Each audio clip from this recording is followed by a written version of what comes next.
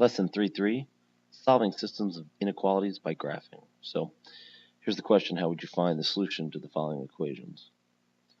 And the answer is simply graphing. There is no algebraic way to show a system of linear inequalities.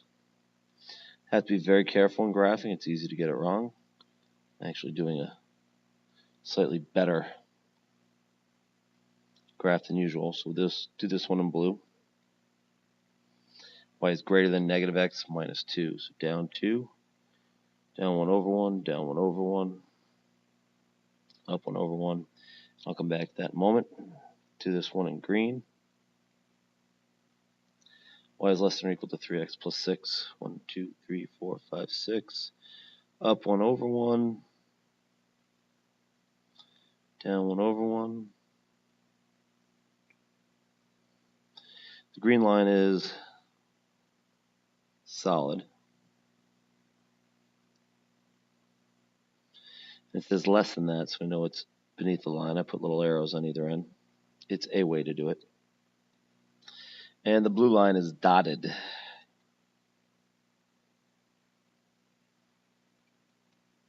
And I know people who do, it's greater than, so it's above the line. I know people who do all the graphing.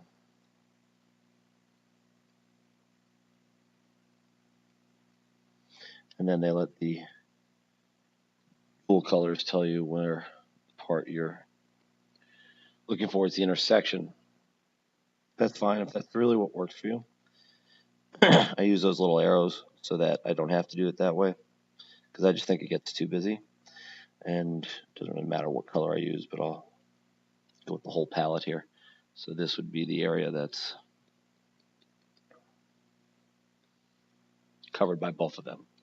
So that's the solution. That's the answer. And that's really it for this unit, for this lesson. We got another one for you to try, but there is nothing earth-shatteringly challenging about that. It's just make sure you graph it properly. Dotted lines, make sure you test a point. I suppose I should try 0, 0. 0 is greater than negative 2. 0 is less than 6, so it works. That's about it. What if I really wanted to know where the points were intersected? I'd have to solve it. Now, if I can do it by graphing, I think that might not be a bad idea, because I'm already graphing.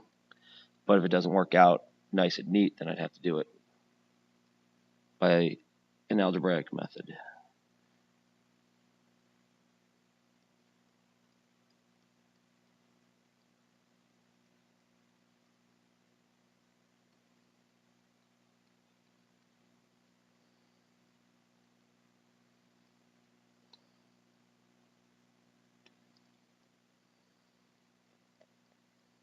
Just making them all way too tight. So red, y is greater than or equal to negative 1.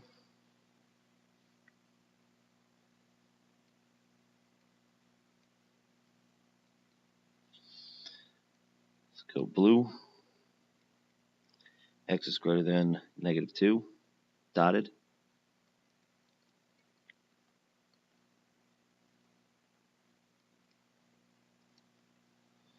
And let's go green.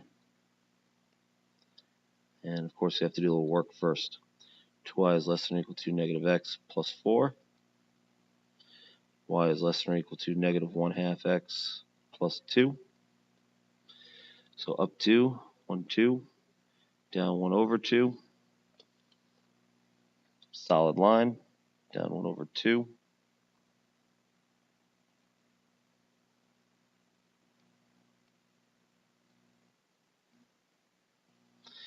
And it would appear that we are using this area in here, which is going to pop up in linear programming very soon. So can we label the point? Well, this one is clearly negative 2, negative 1.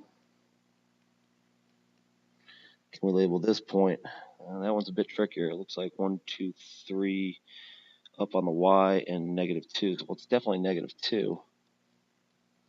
So let's see if it's negative 2, 3. Just plug it into this one, negative 2. Add to both sides. I get 6, 3. Yeah, that worked.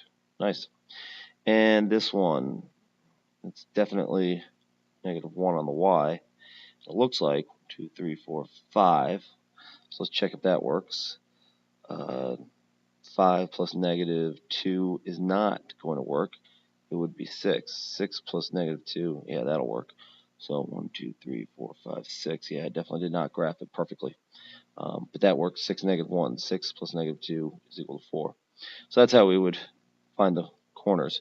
And again, for linear programming, which is a very challenging unit, next lesson, you definitely want to do that. Find your points. That's about it. Now just practice, practice. Good luck.